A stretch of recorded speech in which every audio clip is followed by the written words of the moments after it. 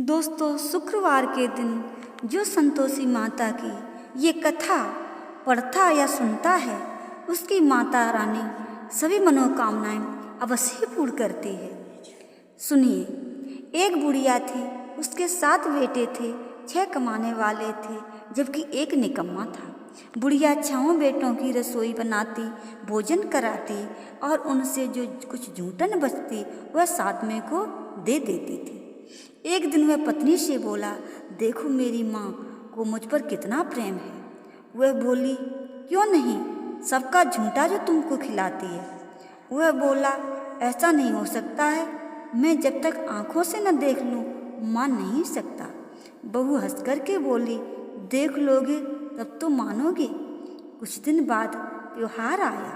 घर में 7 प्रकार के भोजन और चूरमे के लड्डू बने। वह जांचने को सिर दुखने का बहाना करके पतला वस्त्र सिर पर ओढ़े रसोई घर में सो गया। वह कपड़े में से सब देखता रहा। 6 भाई भोजन करने आए। उसने देखा माँ ने उनके लिए सुंदर आसन बिछा करके नाना प्रकार की रसोई परोसी और आग्रह करके उन्हें जिमाया। वह देखता रहा। 6 भोजन करके उठे तब माँ ने उनकी झूठी थालियों में से लड्डुओं के टुकड़े उठा करके एक लड्डू बनाया। झूठन साफ कर बुढ़िया माँ ने उसे पुकारा, बेटा 6 भाई भोजन कर गए हैं, अब तू ही बाकी है, उठ करके तू कब खाएगा। वह कहने लगा, माँ मुझे भोजन नहीं करना, मैं अब परदेश जा रहा हूँ। माँ ने कहा, कल जाता हो तो आज चला जा। वह बोला, हाँ माँ आज ही जा रहा हूँ। ये कह करके वह घर से निकल गया। चलते समय पत्नी की याद आ गई। वह गौशाला में कंडे थाप रही थी। वह वहाँ जाकर के बोला, हम जावे परदेश आवेंगे कुछ काल, तुम रहियो संतोष से धर्म आपनो पाल। वह बोली, जाओ पिया आनंद से हमरो सोच हटाए, राम भरोसे हम रहें, ईश्वर तुम्हें सहाय। 2 निशानियाँ पुने देख दरू में धीर, सुध मत हमरे बिसारियो रखियो मन गंभीर। वह बोला, मेरे पास तो कुछ नहीं, ये अंगूठी है, सो ले और अपनी कुछ निशानी मुझे दे। वह बोली, मेरे पास क्या है, ये गोबर भरा हाथ है। ये कहकर उसकी पीठ पर गोबर के हाथ की थाप मार दी। वह चल दिया। चलते चलते दूर देश पहुंचा। वहाँ एक साहूकार की दुकान थी। वहाँ जाकर के कहने लगा, भाई मुझे कोई नौकरी पर रख लो। साहूकार को ज़रूरत थी। बोला, रह जा। लड़के ने पूछा, तनख्वाह क्या दोगे? साहूकार ने कहा, काम देख करके दाम मिलेंगे। साहूकार की नौकरी मिली। वह सुबह 7 बजे से 10 बजे तक नौकरी बजाने लगा। कुछ दिनों में दुकान का सारा लेन देन, हिसाब किताब, ग्राहकों को माल बेचना, सारा काम करने लगा। साहूकार के 7-8 नौकर थे। वे सब चक्कर खाने लगे। ये तो बहुत होशियार बन गया। सेठ ने भी काम देखा और 3 महीने में ही उसे आधे मुनाफे का हिस्सेदार बना लिया। वह कुछ वर्ष में ही नामी सेठ बन गया और मालिक सारा कारोबार उस पर छोड़ करके चला गया। इधर पत्नी को सास ससुर दुख देने लगे। सारी गृहस्थी का काम करा के उसे लकड़ी लेने जंगल में भेजते। इस बीच घर के आटे से जो भूसी निकलती उसकी रोटी बना करके रख दी जाती और फूटे नारियल की नारेली में पानी। एक दिन वह लकड़ी लेने जा रही थी। रास्ते में बहुत सी स्त्रियां संतोषी माता का व्रत करती दिखाई दी। वहाँ वह खड़ी होकर के कथा सुनने लगी और पूछा, बहनों तुम किस देवता का व्रत करती हो? उसके करने से क्या फल मिलता है? यह तुम इस व्रत का विधान मुझे समझा कर कहोगी तो मैं तुम्हारा बड़ा एहसान मानूंगी। अब उनमें से एक स्त्री बोली, सुनिए, संतोषी माता का व्रत है, इसे करने से निर्धनता दरिद्रता का नाश होता है और जो कुछ मन में कामना हो सब संतोषी मैया की कृपा से पूरी होती है। तब उसने उससे व्रत की विधि पूछी। वह भक्तिनी स्त्री बोली, 1.25 आने का गुड़ चना लेना, इच्छा हो वो 5.25 आने का लेना, या 1.25 रुपये का भी सहूलियत के अनुसार ले लेना। बिना परेशानी और श्रद्धा व प्रेम से जितना भी बन पड़े सब आया लेना। प्रत्येक शुक्रवार को निराहार रह करके कथा सुनना, इसके बीच क्रम टूटे नहीं। लगातार नियम पालन करना। सुनने वाला कोई न मिले तो घी का दीपक जला उसके आगे या जल के पात्र को सामने रख करके कथा कहना। जब कार्य सिद्ध ना हो नियम का पालन करना और कार्य सिद्ध हो जाने पर व्रत का उद्यापन करना। यदि किसी के ग्रह खोटे भी हों तो भी माता वर्ष भर में कार्य सिद्ध अवश्य कर देती है। फल सिद्ध होने पर उद्यापन जरूर करना चाहिए, बीच में नहीं। उद्यापन में 2.5 सेर आटे का खाजा तथा इसी परिमाण को खीर तथा चने का साग करना। 8 लड़कों को भोजन कराना। जहाँ तक मिलें देवर जेठ भाई बंधु के हों, न मिलें तो रिश्तेदार और पड़ोसियों को बुलाना। उन्हें भोजन करा यथाशक्ति दक्षिणा दे।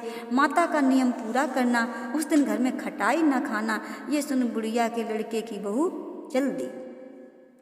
रास्ते में लकड़ी के बोझ को बेच दिया और उन पैसों से गुड़ चना ले माता के व्रत की तैयारी कर आगे चली। सामने मंदिर देखकर पूछने लगी, ये मंदिर किसका है? सब कहने लगे, संतोषी माता का मंदिर है। ये सुनकर माता के मंदिर में जाकर चरणों में लौटने लगी। दीन हो विनती करने लगी, माँ मैं निपट अज्ञानी हूँ, व्रत के कुछ भी नियम नहीं जानती, मैं दुखी हूँ। हे माता जगत जननी, मेरा दुख दूर कर दे, मैं तेरी शरण में हूँ। माता को दया आई। एक शुक्रवार बीता कि दूसरे को उसके पति का पत्र आया और तीसरे शुक्रवार को उसका भेजा हुआ पैसा आ पहुँचा। ये देख जेठ जेठानी मुँह सिकोड़ने लगे। लड़के ताने देने लगे। काकी के पास पत्र आने लगे, रुपया आने लगा है, अब तो काकी की खातिर बढ़ेगी। बेचारी सरलता से कहती, भैया कागज आवे रुपया आवे, हम सब के लिए अच्छा है। ऐसा कहकर आंखों में आंसू भरकर संतोषी माता के मंदिर में मातेश्वरी के चरणों में गिर करके रोने लगी। माँ मैंने तुमसे पैसा कब मांगा है? मुझे पैसे से क्या काम है? मुझे तो अपने सुहाग से काम है। मैं तो अपने स्वामी के दर्शन करना चाहती हूँ, अपने स्वामी के दर्शन तुमसे मांगती हूँ। तब माता ने प्रसन्न होकर कहा, जा बेटी तेरा स्वामी भी आएगा। ये सुनकर खुशी से बावली होकर के घर में जाकर काम करने लगी। अब संतोषी माँ विचार करने लगी, इस भोली पुत्री को मैंने कह तो दिया कि तेरा पति आएगा, लेकिन कैसे? वह तो इसे स्वप्न में भी याद ही नहीं करता है। उसे याद दिलाने को मुझे ही जाना पड़ेगा। इस तरह माताजी उस बुढ़िया के बेटे के पास जा स्वप्न में प्रकट होकर कहने लगी, साहूकार के बेटे सो रहा है या जागता है? वह कहने लगा, माता सोता भी नहीं हूँ और जागता भी नहीं हूँ, कहो क्या आज्ञा है? माँ कहने लगी, तेरे घरवार कुछ है कि नहीं? वह बोला, मेरे पास सब कुछ है माँ, बाप है बहू है, क्या कमी है?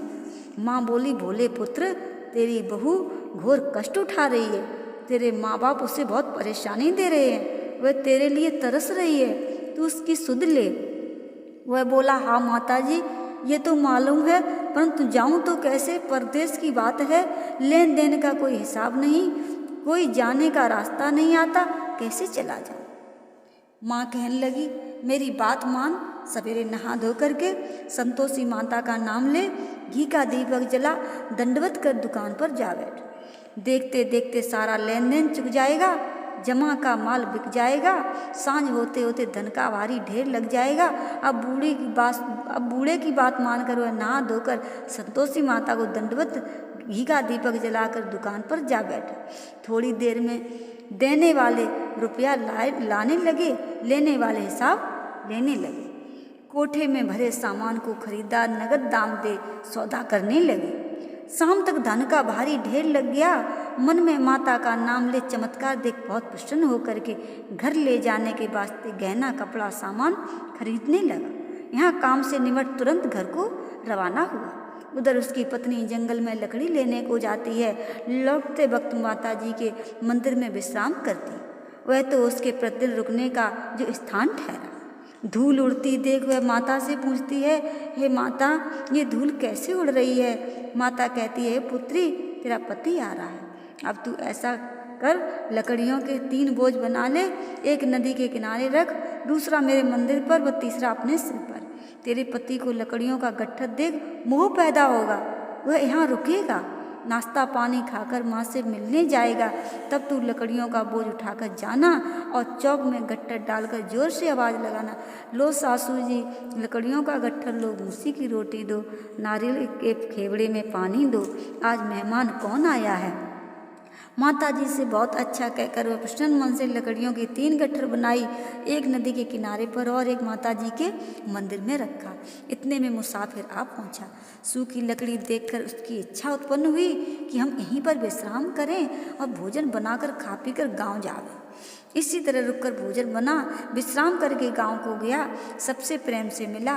उसी समय सिर पर लकड़ी का गट्ठर लिए उतावली सी आती है, लकड़ियों का भारी बोझ आंगन में डालकर जोर से 3 आवाज़ देती है, लो सासू जी लकड़ियों का गट्ठर लो, भूसी की रोटी दो, आज मेहमान कौन आया है।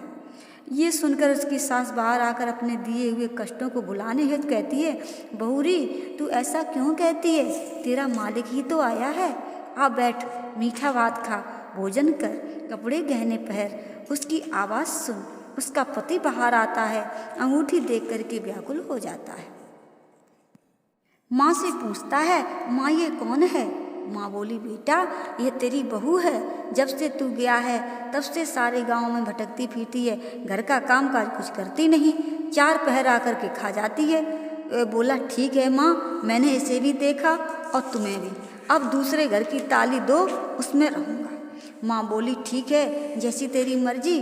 तब वह दूसरे मकान की 3री मंजिल का कमरा खोल सारा सामान जमाया। एक दिन में राजा के महल जैसा ठाठबाट बन गया।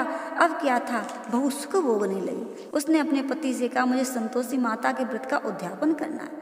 पति बोला, खुशी से कर लो। वह उद्यापन की तैयारी करने लगी। जिठानी के लड़कों को भोजन के लिए कहने गई, उन्होंने मंजूर किया, पर पीछे से जिठानी ने अपने बच्चों को सिखाया, देखो भोजन के समय खटाई मांगना, जिससे उसका उद्यापन पूरा ना हो सके। लड़के जीमने आए, खीर खाना पेट भर खाया, पर बाद में खाते ही कहने लगे, हमें तो खटाई चाहिए, हमें खटाई दो, खीर खाना हमको नहीं भाता, देखकर अरुचि होती है। वह कहने लगी, भैया खटाई किसी को नहीं दी जाएगी, ये तो संतोषी माता का प्रसाद है। लड़के उठ खड़े हुए बोले, पैसा लाओ। भोली बहू कुछ जानती न थी, उन्हें पैसे दे दिए। लड़के उसी समय हट करके इमली खटाई ले खाने लगे। ये देखकर बहू पर माताजी ने कोप किया। राजा के दूत उसके पति को पकड़ के ले गए। जेठ जिठानी मनमाने वचन कहने लगे, लूट लूट कर धन इकट्ठा कर लाया है, अब सब मालूम पड़ जाएगा, जब जेल की मार खाएगा। बहू ये वचन सहन न कर सकी और रोती हुई माता जी के मंदिर को गई। कहने लगी, हे माता तुमने ये क्या किया है, हंसा कर अब भक्तों को रुलाने लगी हो। माता बोली, बेटी तूने उद्यापन करके मेरा व्रत भंग किया है। ये कहने लगी, माता मैंने कुछ अपराध किया हो तो मैंने जो भूल की उसे हमें क्षमा करो, हमने लड़कों को पैसे दे दिए थे, मुझे क्षमा करो, फिर मैं तुम्हारा उद्यापन फिर से करूँगी। माँ बोली, अब भूल मत करना। ये कहती है, भूल नहीं होगी, बदलाव वे कैसे आवेंगे। माँ बोली, जा पुत्री, तेरा पति तुझे रास्ते में आता मिलेगा। वह निकली, राह में पति आता मिला। वह पूछी, कहाँ गए थे। कहने लगा, इतना धन जो कमाया उसका टैक्स राजा ने मांगा तो वह भरने गया। वह प्रसन्न हो बोली, भला हुआ, अब घर को चलो। कुछ दिन बाद फिर शुक्रवार आया, फिर उद्यापन उसने किया। पत्नी ने कहा, करो बहुत। फिर जेठ के लड़कों को भोजन करने गई। सब लोग पहले ही खटाई मांगना। लड़के भोजन से पहले कहने लगे, हमें खीर नहीं खानी, हमारा जी बिगड़ता है, कुछ खटाई खाने को दो। वह बोली, खटाई किसी को नहीं मिलेगी, आना हो तो आओ और ना तो ना आओ। ब्राह्मण के लड़के लाकर भोजन कराने लगी। यथाशक्ति दक्षिणा की जगह एक एक फल उन्हें दिया। संतोषी माता प्रसन्न हुई। माता की कृपा होते ही 9वें मास में उसके चंद्रमा के समान सुंदर पुत्र प्राप्त हुआ। पुत्र को पाकर के प्रतिदिन माता जी के मंदिर को जाने लगी।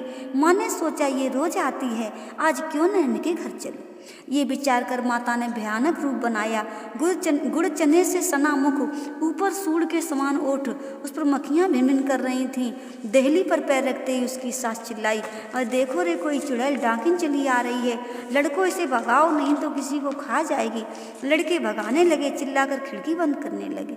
वह बहू रोशनदान से देख रही थी, प्रसन्नता से पगली बन करके चिल्लाने लगी, आज मेरी मैया घर में आई हैं, आज मेरी माता रानी घर में आई हैं। और बच्चे को दूध पीने से हटाती है।